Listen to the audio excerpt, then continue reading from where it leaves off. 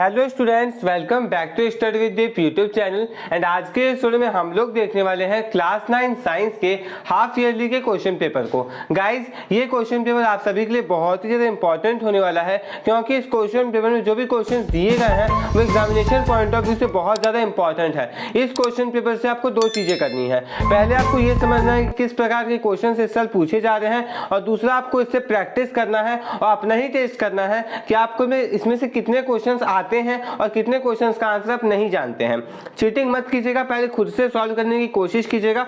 जिसका आंसर आपको नहीं आएगा उसका आप देखिएगा जरूर, लेकिन बाद में पहले पूरे को खुद से लिख के एक बार ट्राई कीजिएगा सारे आंसर्स को, उसके बाद ही आप लोग जा करके इसके सॉल्यूशंस को देखिएगा। ओके, देखिए क्वेश्चन पेपर में आपको साफ तौर पे दिया गया कि 80 मार्क्स का ये क्वेश्चन पेपर है, और यहाँ पे कुछ जनरल इंस्ट्रक्शंस दिए गए हैं, जैसे कि इसमें दो सेक्शंस होंगे। ओके, सेक्शन ए और सेक्शन बी।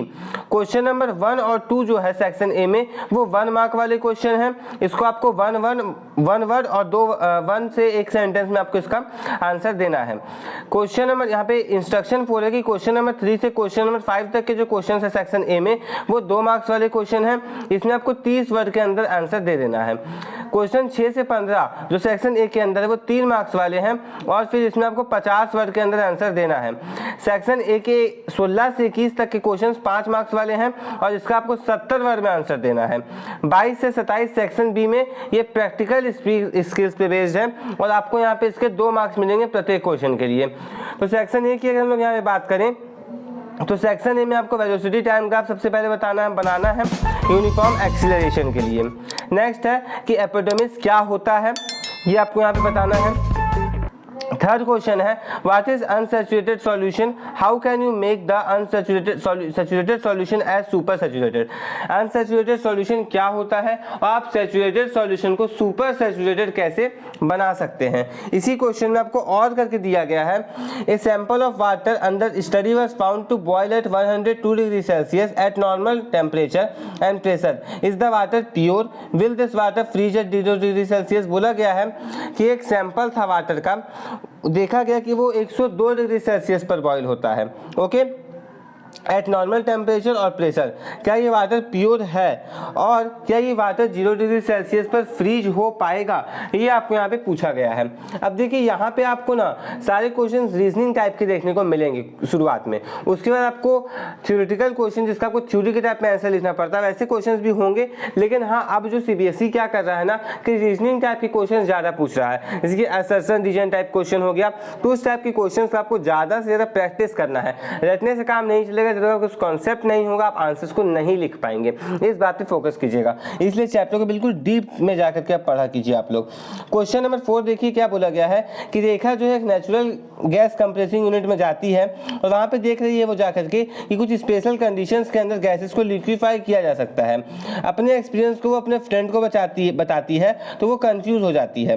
ओके, आप कौन कौन से कंडीशंस चाहिए होते हैं लिक्विफिकेशन के लिए वो आपको बताना है। अब देखिए सिंपल क्वेश्चन आपको लिक्विफिकेशन का कंडीशन ही पूछा गया है, लेकिन क्वेश्चन पूछने के तरीके को आप देखिए, कैसे पैराग्राफ आपको दे करके क्वेश्चन पूछा जा रहा है, तो इस पे फोकस कीजिएगा।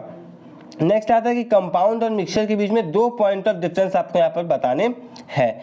इसमें और करके दिया गया है कि स्मोक और फॉग जो है वो एरियोसोल है, दोनों कैसे एक दूसरे से कोई डिफरेंट है आपको यहाँ पे बताना है। स्मोक किस चीज़ का मिक्सचर है और फॉग किस चीज़ का मिक्सचर, ये आप पता करके डिफरेंशिएट आराम से कर सकते हैं।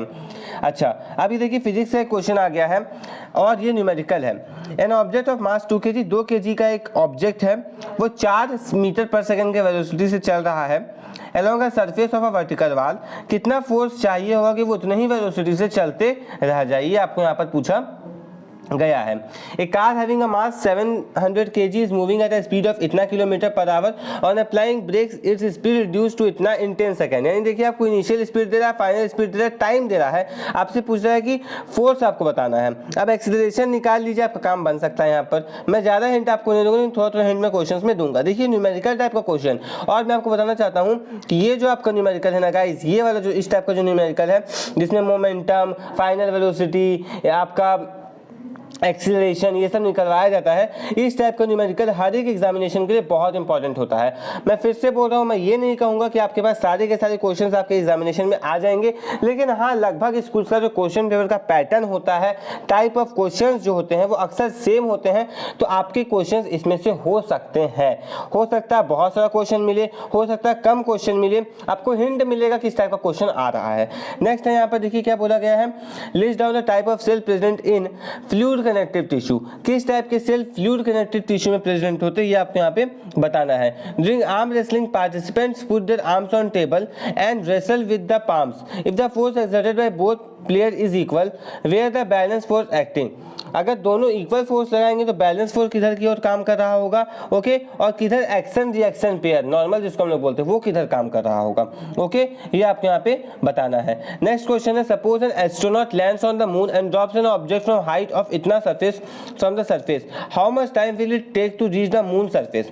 बोला गया कि एस्ट्रोनॉट मान लीजिए मून पे लैंड करता है और वो 4.97 की हाइट से एक ऑब्जेक्ट को गिराता है, ओके, तो drops an object from height. हाँ, आपको बताना है कितना टाइम लगेगा उसको मून के सरफेस में पहुंचने में। मून का एक्सीलरेशन यहाँ पे काम आ सकता है, ध्यान दीजिएगा।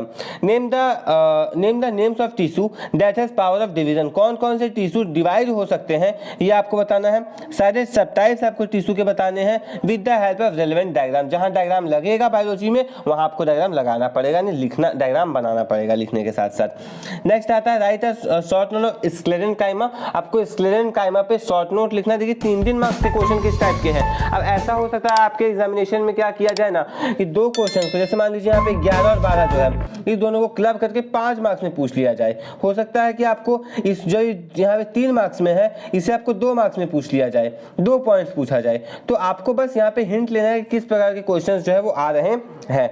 Draw a well level diagram showing LS of a tissue that help in conduction of sucrose in plant. यानी आपको क्या दिखाना है कि कौन सा जो टिश्यू है वो प्लांट में सुक्रोज के कंडक्शन में, सुक्रोज के ट्रांसपोर्टेशन में मदद करता है।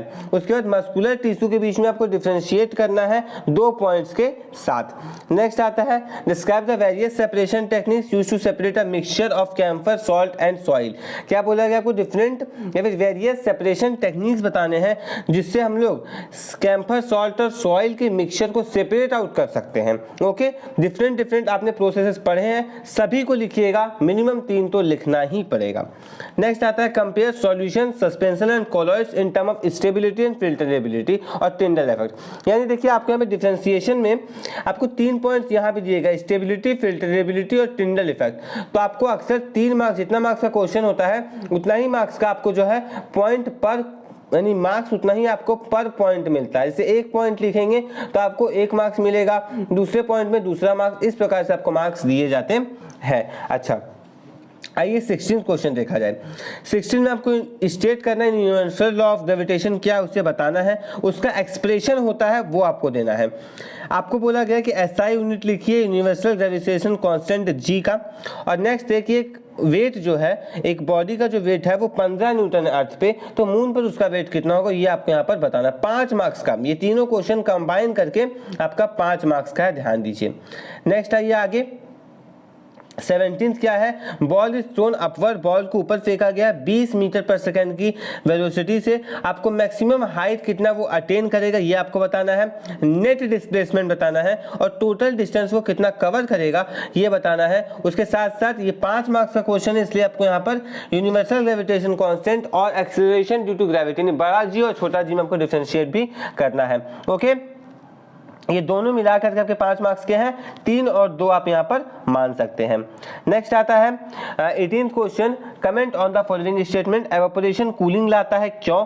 Rate of evaporation aqueous solution का ह्यूमिडिटी के साथ डिक्रीज करता है, क्यों? स्पॉन्ज जो है वो ज़्यादा कॉम्प्रेसिबल है। नेक्स्ट है why does the temperature of substance remains constant during its melting और बॉइलिंग पॉइंट।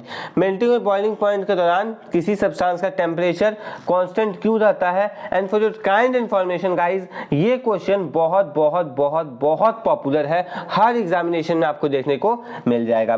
नेक्स्ट देखिए यहाँ पे और करके दिया गया है कि एक सिमिलैरिटी लिखिए और एक डिफरेंस लिखिए बॉइलिंग और एवापोरेशन के बीच में। नेक्स्ट है कि 4 कैरेक्टरिस्टिक्स बताइए पार्टिकल्स ऑफ मैटर के। ओके, नेक्स्ट आता है 19th question, name the separation technique used to separate two miscible liquids, draw a neat level diagram of apparatus used and state principle involved. How will you separate the components of blue black ink, draw a neat and label diagram of apparatus used and state principle involved. देखिए आपके examination में हो सकता है इतना principality वाला चीज नहीं आए, इतना प्रैक्टिकल चीज नहीं आए। अब हर एक स्कूल का अपना पढ़ाने का तरीका होता है, अपना क्वेश्चन होता है, तो हो सकता है कि कुछ कुछ क्वेश्चंस यहाँ पे आपके नहीं भी मिले, आपको इतना प्रैक्टिकल नहीं पढ़ाया गया तो इतना प्रैक्टिकल पूछा नहीं जाएगा, लेकिन जहाँ पढ़ाया जाता है प्रैक्टिकल वहाँ पूछा भी जाता है, ध्यान दीजिएगा। और ऐसा नहीं कि पढ़ाना ही पड़ता है बिल्कुल प्रैक्टिकल, प्रैक्टिकल का कोई अलग नहीं होता है, थ्योरी को ही बाद में प्रैक्टिकल में यूज़ किया जाता है, इस बात का आप लोग ध्यान दीजिएगा। ओके, आइए नेक्स्ट क्वेश्चन की ओर बढ़ते हैं। आपको नेक्स्ट क्वेश्चन क्या बोला गया है वो देखिए, name any 2 cell organelle, 2 cell organelle के बारे में आपको बताना है that has independent existence before many years, जो पहले इंडिपेंडेंटली एग्जिस्ट करते थे बहुत साल पहले। ओके, क्योंकि वो अपने ही प्रोटीन्स को प्रोड्यूस कर सकते थे। आपको डिटेल में इनके बारे में बताना with the help of relevant diagram. Next देखिए सेक्शन बी में अच्छे खासे क्वेश्चन है, उससे एक बार देख लीजिए। 2 प्रिकॉशन बताने हैं आपको सिलेंडर के वॉल्यूम को मेजर करते समय। उसके बाद क्या है कि आपको ऑब्जेक्ट का डेंसिटी निकालना है जिसका मास और वॉल्यूम आपको दिया है। सीसी का मतलब ध्यान रखिएगा, सीसी होता है cubic centimetre, that is millilitre, ध्यान रखिएगा इस चीज का। Name any 2 chemicals that are used in an experiment to observe the structure of stomata. सब आप देखिए प्रैक्टिकल बेस्ड क्वेश्चन है, पहले ही क्वेश्चन में आपको नोटिफाई किया गया कि प्रैक्टिकल बेस्ड क्वेश्चन नीचे देखने को मिलेंगे, सारे कैसे प्रैक्टिकल बेस्ड क्वेश्चन है। अब 2 मार्क्स के स्टोमेटा को आइडेंटिफाई में 2 कौन से केमिकल्स यूज करते हैं वो आपको यहाँ पे बताना है। Iron filings and sulphur was mixed together and divided into 2 parts A and B. Part A was heated strongly while part B was not heated. Dilute HCl was added to both parts and evolution of gas was seen in both the cases. How will you identify the gases involved. क्या बोला गया है कि iron filings और sulphur को mix किया गया है और 2 पार्ट्स ए और बी में डिवाइड किया गया। पार्ट ए को स्ट्रांगली हीट किया गया और पार्ट बी को हीट नहीं किया गया। डाइल्यूट एसिड फिर दोनों में ऐड किया गया और फिर इवोल्यूशन देखा गया गैस का दोनों केसेस में। तो आप कैसे फाइंड करेंगे कि कौन सा गैस जो है वो इवॉल्व हुआ होगा। नेक्स्ट आता है 26 क्वेश्चन, टिंडल इफेक्ट कौन दिखाएगा, salt solution, milk solution, star solution, sulphur copper sulphate solution, ये आपको बताना है। और क्या है नेक्स्ट क्वेश्चन कि अरुण ने एक सॉल्यूशन प्रिपेयर किया है और सोडियम का, ओके, सोडियम क्लोराइड का उसने एक समझ लीजिए कि सॉल्यूशन प्रिपेयर किया है वाटर में। कौन सा जो है वो करेक्टली उस कंपोजिशन को दिखाता है ये आपको यहाँ पे बताना है। Find out the percentage of water absorb by resins which was 40 grams initially, it gain 20 grams of water after absorption. बोला गया है कि एब्जॉर्प्शन के बाद 20 ग्राम पानी वो गेन करता है, तो कितना परसेंटेज पानी का रेजिन्स के द्वारा एब्जॉर्ब किया गया। यहीं पे आपका क्वेश्चन समाप्त होता है, इसके आगे कोई क्वेश्चन सा पूछा नहीं गया है। अब नेक्स्ट चीज आपको यहाँ पे ध्यान क्या रखना है, जितने क्वेश्चंस आपसे बने नहीं बने कोई दिक्कत नहीं है, जो नहीं बने उसका सॉल्यूशन जा करके देखिएगा, कोई दिक्कत नहीं है इस चीज में। नेक्स्ट चीज मैं आपको डेली के डेली क्वेश्चन पेपर दे रहा हूँ, आपके एग्जाम्स चल रहे होंगे या फिर आने वाले होंगे, क्वेश्चंस को अच्छे से सॉल्व कीजिएगा, सारे क्वेश्चंस को खुद से सॉल्व कीजिएगा, उसके बाद ही सॉल्यूशन को देखिएगा। अगर आपको ये वीडियो अच्छा लगा तो इस वीडियो को लाइक कर दीजिए, और अगर यदि आप इस चैनल पर नए हैं तो चैनल को सब्सक्राइब करके बेल आइकन को प्रेस करके और प्रेस कर दीजिए, क्योंकि आपको ऐसे एजुकेशनल वीडियोस इस चैनल पे देखने को मिलते रहते हैं। मिलते हैं नेक्स्ट वीडियो में किसी नए एजुकेशनल वीडियो के साथ। थैंक्स।